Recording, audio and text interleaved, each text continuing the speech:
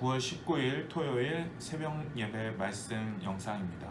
이 시간 오늘 우리에게 주신 하나님의 말씀은 구약성경 에스겔서 11장 14절에서 25절까지의 말씀입니다.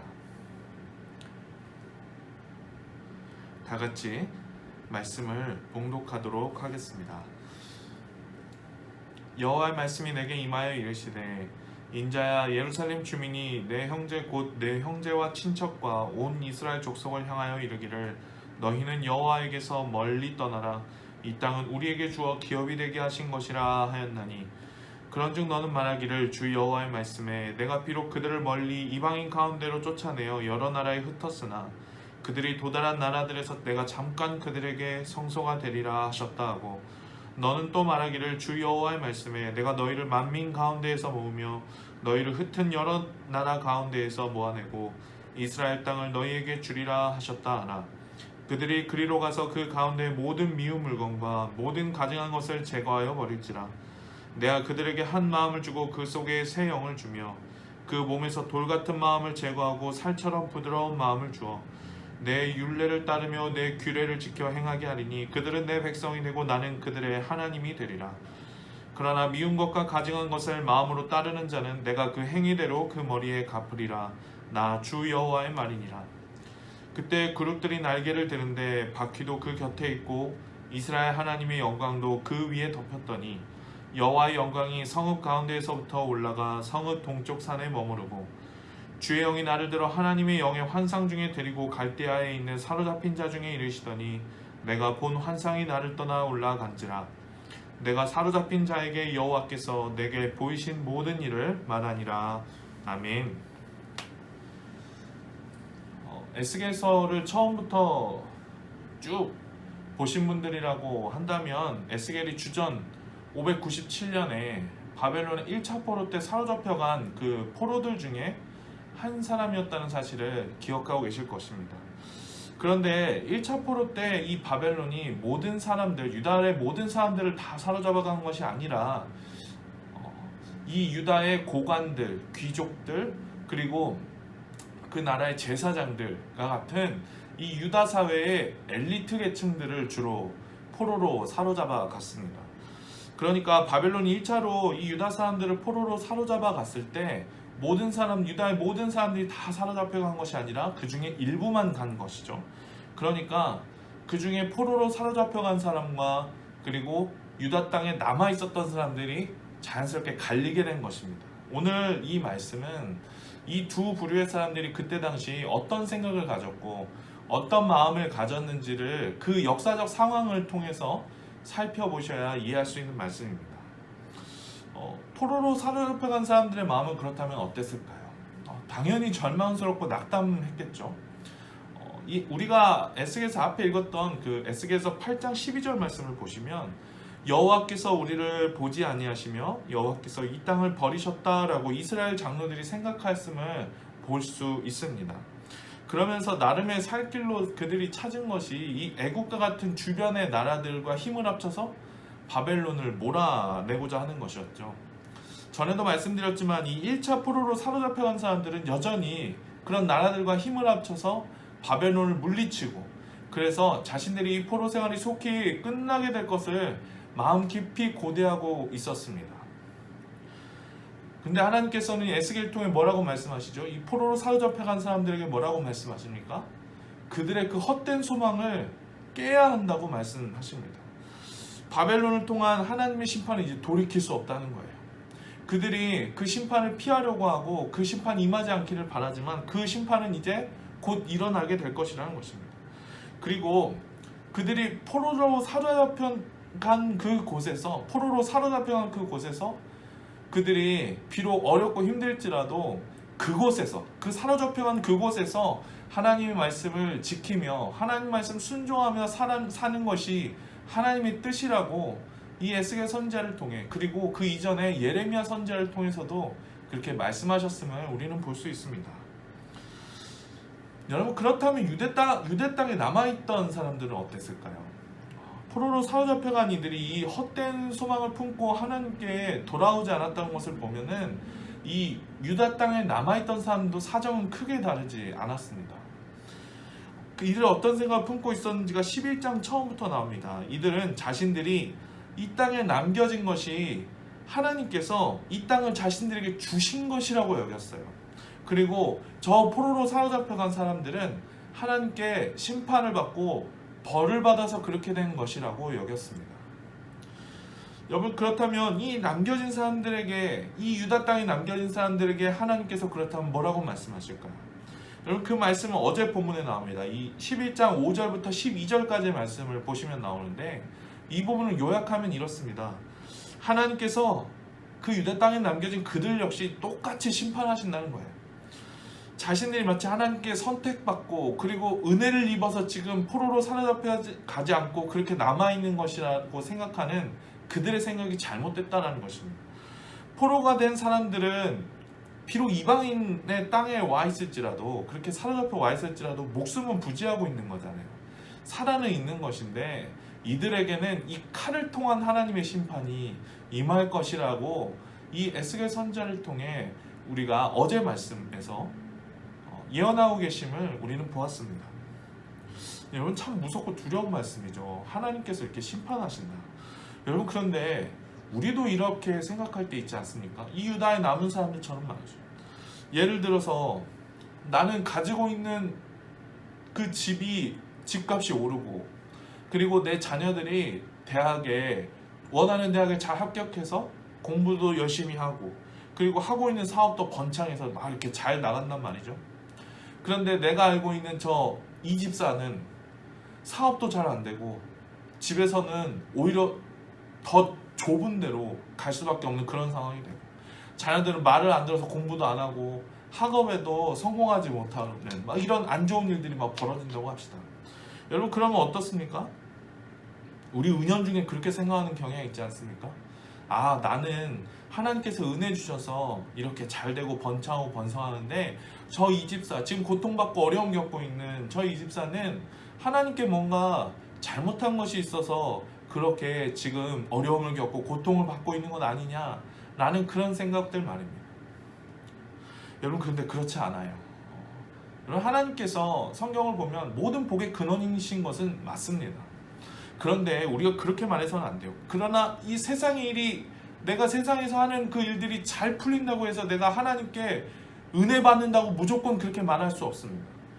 그리고 세상에서 고통을 겪고 어려움을 겪는다고 해서 하나님께 무조건 벌을 받는 것도 아니에요. 여러분, 하나님을 잘 알지 못하는 사람도 세상에서 번창하고 번성하고 잘 나갈 수 있습니다.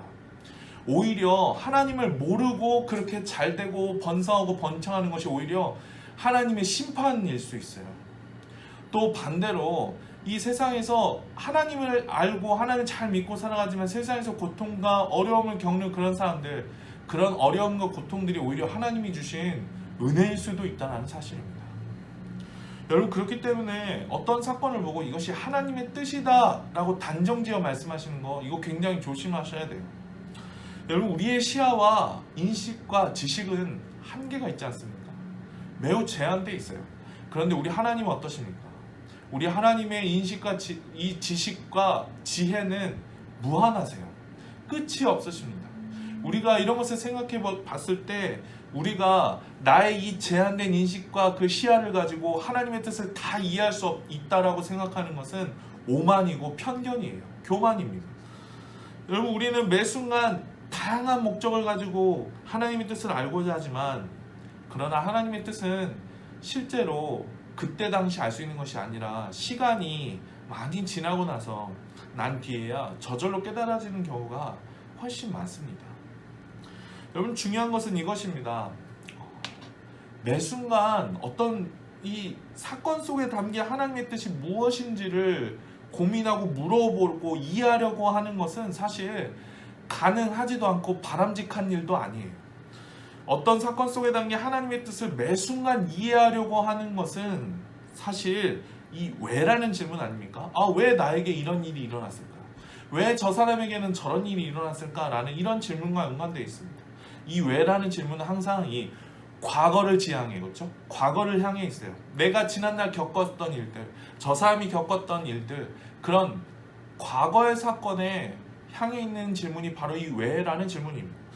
여러분, 그런데 이보다 더 중요한 질문이 있어요. 왜라는 질문보다 더 중요한 질문은 바로 어떻게 라는 질문입니다. 어떻게. 여러분 어떻게라는 말이 무슨 말이죠? 이러한 상황에서 나는 어떻게 대처할 것인가? 내가 이렇게 처한 이 일에서 나는 어떻게 하나님의 뜻을 실행하고 하나님의 뜻에 순종할 것인가? 우리가 그 어떻게를 질문하는 것이 왜라는 질문보다 훨씬 중요합니다. 여러분 어떻게라는 말은 미래를 향해 있죠. 내가 어떻게 행할 것인지, 내가 어떻게 미래에 앞으로 이 시간들 하나님 앞에서 바로 서 있을 것인지를 생각하고 질문하는 것이 바로 이 어떻게라는 질문입니다. 여러분 오늘 말씀에서도, 오늘 우리가 읽은 이 말씀에서도 하나님께서는 에스겔을 통해 이 미래를 지향하는 새로운 비전을 보여주시지 않습니까? 바로 이 포로로 사로잡혀온 사람들에게 그들을 이제 어떻게 인도하실 것인지, 그들이 어떻게 하나님의 백성이 되고 나는 어떻게 그들의 하나님이 될 것인지를 지금 보여주시지 않습니까? 이 바로 포로로 사로잡혀온 사람들이 곧 돌아오게 될 거라는 거예요. 비록 언제가 될지 모르지만 이 포로로 사로잡혀온 사람들이 언젠가는 돌아오게 될 것이라는 사실. 그리고 어디에 흩어져 지내고 있더라도, 이 바벨론 땅에 어디에 흩어져 있더라도, 아니면 바벨론 땅 아닌 어느 이국 멀리 떨어져 있는 곳에 있을지도 하나님께서 그들을 다 불러 모으실 것이라고 오늘 말씀하십니다. 여러분 그리고 중요한 말씀인데 그들에게 살같이 부드러운 마음을 주신다 말씀하십니다. 그래서 살같이 부드러운 마음을 줘서 모든 우상을 치워버리고 모든 그 섬기는 헛된 우상들을 다 버려버리고 하나님만을 온전히 섬기고 하나님과만 온전히 교제하며 살아가는 하나님의 백성이 되게 하실 것이다. 이게 바로 하나님의 그 어떻게에 대한 비전입니다. 바로 이 하나님 백성에 대한 이 미래의 비전을 보여주시는 것입니다. 여러분 그러니까 하나님께서 중요하게 여기시는 거는 내가 지금 여기 포로로 사로잡혀 하느냐 아니면은 유다 땅에 남아있느냐 이 문제가 아닌 거예요. 그것은 사실 별로 중요한 문제가 아닌 것입니다. 비록 우리에게 중요한 문제일 수 있어도 하나님께서는 그보다 더 깊은 차원을 바라보고 계시는 거예요. 어떤 차원입니까? 바로 20절 말씀. 그들은 내 백성이 되고 나는 그들의 하나님이 되는 것, 바로 이것이 중요합니다. 즉 하나님과 바른 관계를 맺고 하나님과 교제하며 살아가는 하나님의 백성이 되는 것, 그것이 가장 중요한 것이라는 사실이죠. 여러분 그런데 그 일이 어떻게 가능합니까? 예를 들어서 우리 교회가 이 많은 규정을 만들고 그래서 우리가 이러이러한 것들을 지켜야 된다. 규칙과 규정들, 규범들을 만들고 그것도 성경에서 뽑아냈다고 생각하는 모든 프로그램들, 이런 것들을 잘 실행함으로써 이런 일이 가능할까요? 여러분 우리는 보통 하나님의 말씀을 문자 그대로 하나하나 지키며 내가 그렇게 행동함으로써 살아가면 그게 하나님 기뻐하시는 일이라고 보통 생각합니다. 행동, 행위, 나의 행동, 내가 어떻게 행동하느냐에 따라, 내가 하나님 앞에 어떤 행위를 하느냐에 따라 하나님이 나를 기뻐하시고 안 기뻐하시는지가 결정된다는 것이죠. 여러분 그런데 그렇지 않습니다. 이게 바로 사도 바울이 말한 율법의 행위예요.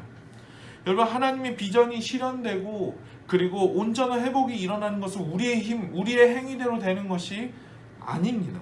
여러분 오늘 말씀에서도 알 수 있어요. 그렇게 우리가 많은 규정을 지켜내고 많은 행위들을 해낸다고 해서 우리 가운데 회복과 그리고 새로운 변혁이 일어나는 것이 아니라는 사실입니다. 그것은 여러분 어떻게 가능하냐? 바로 오늘 말씀 19절 말씀에 하나님께서 새 마음을 주심으로써만 가능한 거예요. 새 마음을 주심. 즉 온전한 회복으로의 변화는 우리의 일이 아니라 바로 하나님께서 하시는 일이라는 사실입니다. 하나님께서 우리에게 새 마음을 주심으로써만 새로운 변화와 변혁과 그리고 새로운 회복이 가능하다는 거예요. 하나님께서 그 새 마음을 주시는 것, 이것을 신약시대의 초대교회 성도들은 바로 성령을 우리에게 주심으로써, 성령이 우리에게 임하심으로써 이 새 마음을 주시겠다는 이 구약의 예언이 성취된 것으로 여겼습니다. 여러분 이것이 무엇입니까? 즉 성령께서 우리로 하여금 새 마음을 주신다는 거예요. 성령께서 지금도 살아계셔서 역사하시고 우리 가운데 내주하시는 성령님께서 우리 가운데 그렇게 새 마음을 주셔서 하나님과 바른 관계를 맺고 하나님과 바르게 교제하면서 살아갈 수 있도록 기쁨과 은혜를 주신다라는 사실입니다. 사랑하는 우리 성도님 여러분, 말씀을 맺으면서 참 이 유다 사람들의 모습이 우리의 모습이 아닌가 더 돌아보게 되는 것 같습니다. 유다 사람들이 그랬던 것처럼 나에게 일어난 어떤 사건에 대해서, 내가 경험한 어떤 사건에 대해서, 아 하나님 저에게 왜 이러한 일이 일어났을까요? 하나님 저 사람에겐 왜 또 저런 일이 일어났을까요? 이러한 것을 묻는 것보다 내가 어떻게 하나님을 따르는 백성으로서 어떻게 바로 살 것인지, 어떻게 하나님의 말씀을 순종하며 살아가는 삶을 살 것인지를 질문하실 수 있는 복된 우리 성도님들 다 되시길 소망합니다. 그리고 하나님께서 이 바라시는 우리 삶의 이 궁극적 해답, 즉 내가 하나님의 뜻을 따라서 어떻게 살아가야 하느냐에 대한 그 삶의 궁극적 해답은요, 우리에게 있지 않아요. 앞에 말씀드렸던 것처럼 그것은 오직 성령께서 주시는 새 마음의 그 변화의 능력을 통해서만 가능하다라는 사실입니다. 오늘 하루도 우리에게 그런 새 마음을 부어주시는 성령님, 그 성령님께서 우리에게 새 마음 부어주십니다. 우리가 그 성령님 의지하고, 그래서 성령님께서 부어주신 그 은혜를 따라 오늘도 하나님 말씀을 따라 어떻게 순종하며 살 것인지를 고민하고 결단하는 귀하고 복된 우리 모든 성도님들 다 되시기를 주님의 이름으로 축복합니다. 기도하겠습니다. 하나님 아버지 감사합니다. 우리로 하여금 귀한 에스겔서의 말씀을 통해 주님 우리 삶의 현실, 우리 신앙의 현실에 대해 고민하고 성찰하며 하나님 앞에서 우리 모습을 바라볼 수 있는 은혜 주심을 참 감사합니다. 주님, 우리의 질문이 바로 서게 도와주시고, 주님 우리의 삶의 질문이 왜라는 것보다 어떻게 내가 하나님의 뜻에 순종하며 살아갈지를 항상 제대로 질문하며 바르게 결단하며 살아갈 수 있는 저희들 될 수 있도록 주님 인도하여 주시옵소서. 사랑하는 우리 모든 성도님들, 어디에서 무엇을 하든지 늘 항상 하나님께서 지켜 보호하여 주시고, 주님 코로나가 유행하는 이 가운데서도 우리 성도님들 어디에서 무엇을 하든지 늘 눈동자와 같이 지켜 보호하여 주시며, 주님 우리 성도님들 참으로 하나님께서 주신 은혜 가운데, 예배 은혜 가운데, 기도의 은혜 가운데, 말씀의 은혜 가운데 늘 항상 거하며 살아가는 귀하고 복된 우리 모든 성도님들 다 될 수 있도록 주님 축복하여 주시옵소서. 아버지 하나님께 감사드리며 예수님의 이름으로 기도합니다. 아멘. 이 시간 계속해서 우리 기도의 자리로 나아가도록 하겠습니다. 같이 기도하겠습니다. 아버지 하나님 감사합니다. 주님 우리로 하여금 기도하게 하시니 감사합니다.